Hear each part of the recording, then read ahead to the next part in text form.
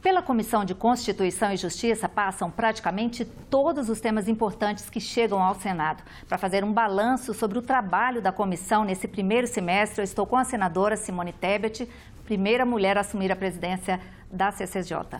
Senadora, obrigada por conversar com a gente. Eu queria começar lembrando uma coisa que a senhora disse quando assumiu, que seria imparcial no tratamento das matérias e que não ia deixar nada engavetado, mesmo os temas polêmicos. A senhora avalia que está conseguindo cumprir essa promessa? Pelos números, eu acredito que sim. Quero cumprimentar a todos que estão nos assistindo, né? É um prazer muito grande saber que a TV Senado hoje chega em milhões de lares e que a população hoje cada vez mais quer participar da política e através da TV Senado, inclusive, este é um grande canal para poder acompanhar a verdadeira política. Eu disse, quando assumi realmente a presidência da CCJ, que eu não queria ser apenas a primeira mulher presidente da comissão mais importante do Senado Federal, que é a comissão que é o coração e o pulmão da casa, por onde praticamente passam todas as questões importantes do Senado Federal, mas que eu queria imprimir um ritmo rápido, célere, porque o Brasil tem pressa, o Brasil precisa realmente de propostas e leis que resolvam o problema do dia a dia do cidadão, saúde, educação, emprego, aumento da renda, garantia da segurança, né, um problema sério, a violência, etc. E que para isso eu teria que ter uma única conduta, ser imparcial. Qualquer projeto lá não ia ter rosto, não ia ter nome. O projeto ia ter a tramitação necessária de acordo com o regimento, independente do autor. E é isso que nós estamos procurando fazer. Seja polêmico ou não polêmico, muitas vezes eu nem concordo com o projeto, mas a minha obrigação é pautar. Por isso é que talvez a CCJ tenha tido quase que um número recorde realmente de aprovação de projetos, de debate, discussão, e hoje, verdadeiramente, e esse semestre foi a comissão que acabou sendo o pulmão que oxigenou o plenário e, portanto, o Senado Federal, com as propostas que nós relatamos e que nós aprovamos na comissão. Quer dizer, foram muitas propostas importantes e polêmicas. Uma das últimas foi o projeto que estabeleceu essas 10 medidas de combate à corrupção. Foi um avanço muito grande essa proposta, senadora? Eu não tenho dúvida. As 10 medidas de combate à corrupção, embora elas tenham vindo fatiadas da Câmara, a Comissão de Constituição e Justiça conseguiu resgatar algumas propostas que vieram de iniciativa popular. Exemplos muito claros: passa a ser crime, caixa 2, compra de voto é crime, com sujeito a pena o sujeito ir para a cadeia. Consideramos a corrupção em valores mais altos considerado crime hediondo, que significa que a pena é maior, que responde já preso em uma série de situações. Conseguimos colocar também dentro dessas medidas que aquele que está sendo acusado com elementos muito fortes de corrupção já tem os bens fruto da corrupção apreendidos desde o início do processo, já ficam retidos e podem ser utilizados pela Secretaria de Segurança Pública, etc. Nós avançamos muito nesse projeto. Agora, a Câmara tem que fazer a sua parte. Agora, um outro tema que mobilizou a comissão também foi essa questão do decreto das armas, que a CCJ até avançou, conseguiu assumir uma posição de derrubar o decreto. O ministro Sérgio Moro veio debater ele aqui. Foi uma posição firme. Mas uma posição necessária. A população não entendeu e é preciso que a população se dispe de um pouco do emocional e use um pouco o racional para entender o papel do Senado Federal. Nós, desde a Constituição de 88, é muito comum, qualquer presidente da República manda medidas provisórias que nada tem de urgente ou relevante, mas a gente aqui, esse é o processo democrático. A gente tira os excessos, tira as inconstitucionalidades e aprova as medidas provisórias dos presidentes. Quantos e quantos presidentes, né, assinaram decretos que exorbitaram das suas atribuições, decretos que não poderiam ser feitos porque estavam tratando de matéria que tinham que ser feitas por lei ou pela Constituição.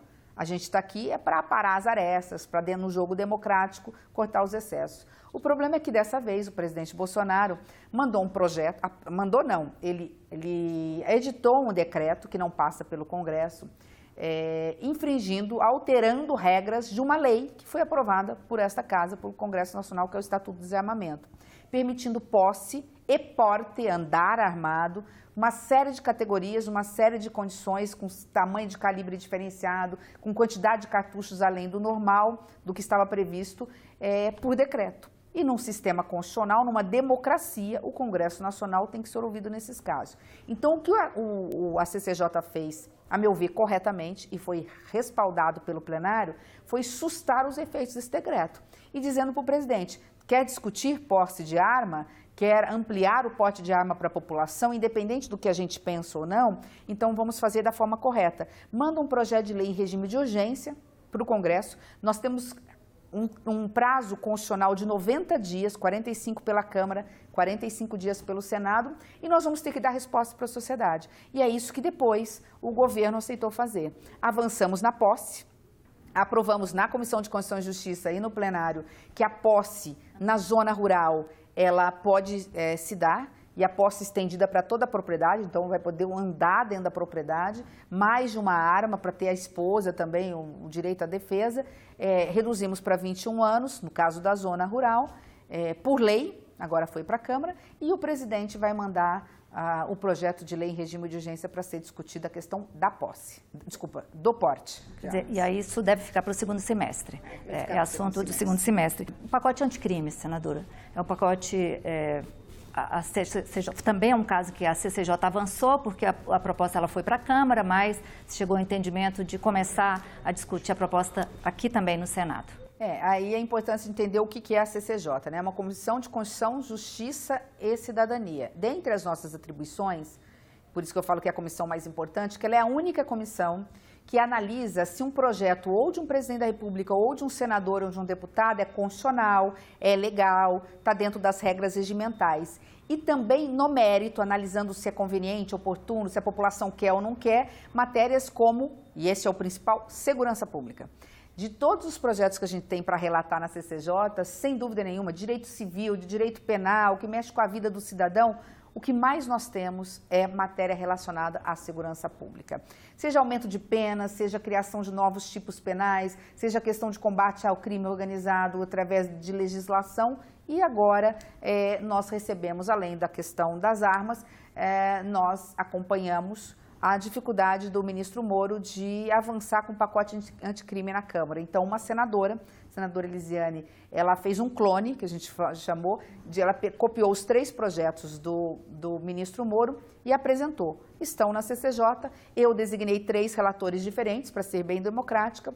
Já estamos votando agora, nessa semana, a questão do Caixa 2, em caráter terminativo, considerando como crime, vai para a Câmara e lido o relatório agora como foi do senador Marco Duval, do grande pacotão de combate, que é o projeto anticrime, que fala exatamente de aumento de pena, de novas formas de combater o crime organizado, principalmente por conta da fronteira, armas, drogas, que a gente sabe que é daí que vem toda a sorte de violência.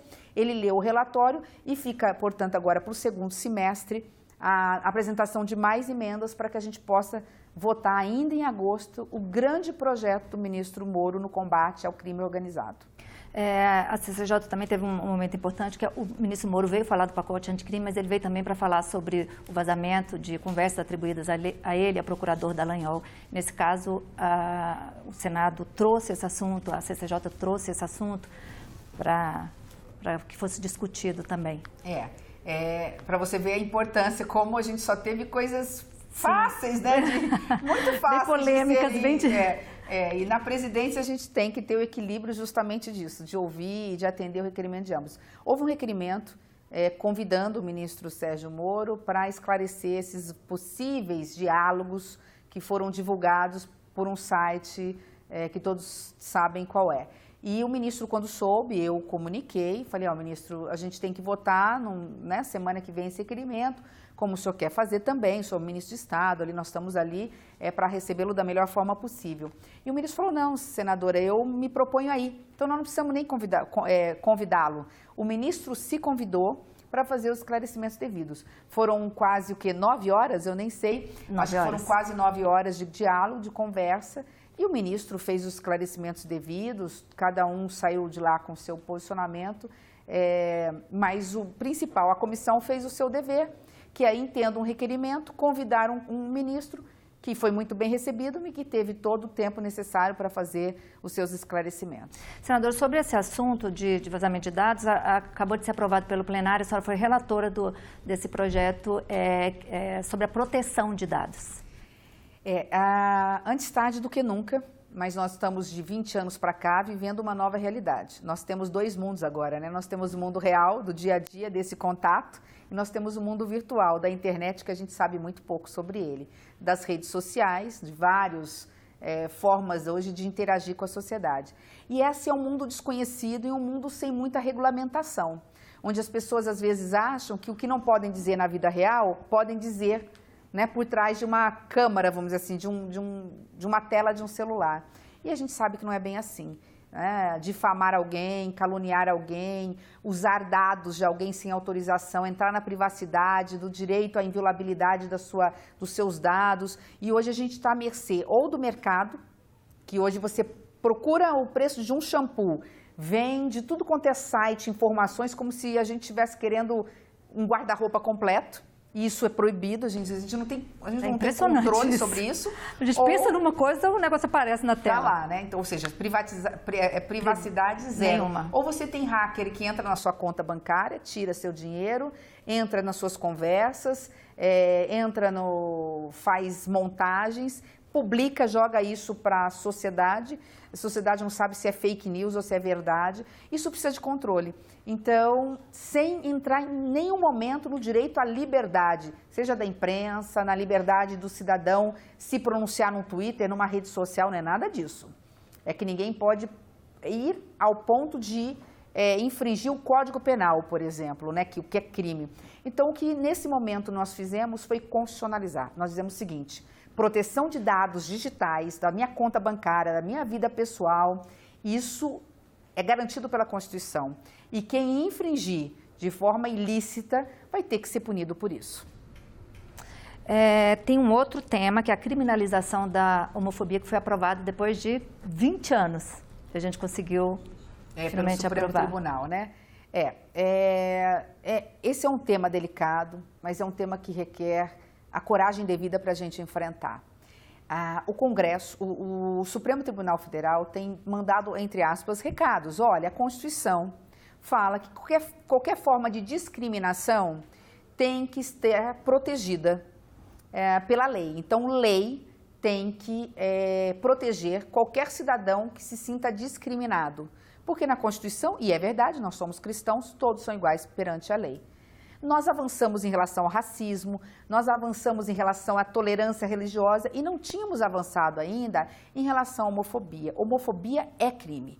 Ninguém é obrigado, ninguém pode discriminar alguém pela sua opção sexual.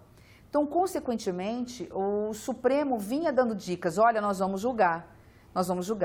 E nós tínhamos um projeto parado aqui no Senado, foi muito debatido na CCJ, infelizmente esse projeto não foi para frente antes da decisão do Supremo. O que o Supremo fez? Ele legislou por nós. Sem entrar no mérito, se a gente concorda ou não, não é papel do Supremo fazer leis ou interpretar e estender direitos de acordo com uma outra lei. Então ele teve que pegar a lei do racismo para proteger as pessoas que têm uma orientação sexual diferente do que a maioria concorda ou pensa. Quando, na realidade, esse é um papel nosso. Nós tentamos avançar na CCJ e, infelizmente, o projeto ele ficou paralisado, não houve acordo e o Supremo deliberou no nosso lugar. Acho que agora, no segundo semestre, essa é uma matéria que nós temos que enfrentar para regulamentar da forma devida. Não acho nem que a saída seja colocar o crime de homofobia na lei do racismo. Acho que tem que ser uma lei específica, porque são conceitos e discriminação é uma forma de discriminação diferente da do racismo. Mas nós vamos ter que enfrentar essa questão. Senadora, a comissão também aprovou a PEC das medidas provisórias, que era um assunto que vinha se arrastando há muito tempo, que finalmente pode ser regulamentado, né? Porque as medidas chegavam, não tinha tempo, o Senado estava sempre reclamando que não tinha tempo para analisar. Foi muito importante aprovar essa proposta? Acho que foi talvez para efeito assim de identidade do Senado, do papel do Senado, da importância do Senado, do quanto o Senado ainda pode fazer e contribuir para o país, talvez tenha sido o projeto desse semestre mais importante.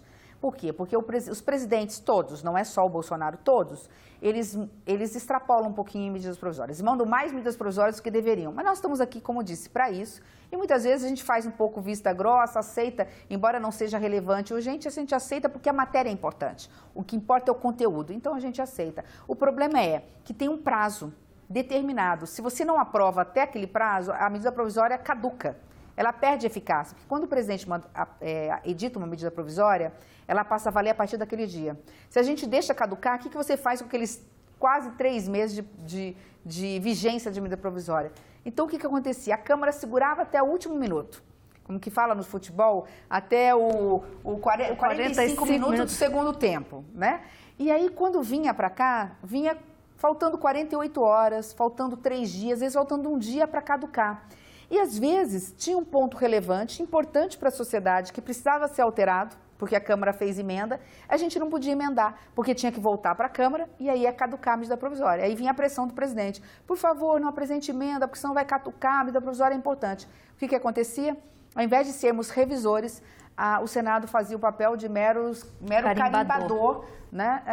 Daquilo não é nem que o presidente mandou, é daquilo que o presidente mandou e que foi alterado muitas vezes por emendas pela Câmara. Agora chegamos num consenso. A Câmara apresentando, vai ter o prazo dela. Se, porventura, a comissão não cumprir dentro do prazo, vai direto para o plenário da Câmara.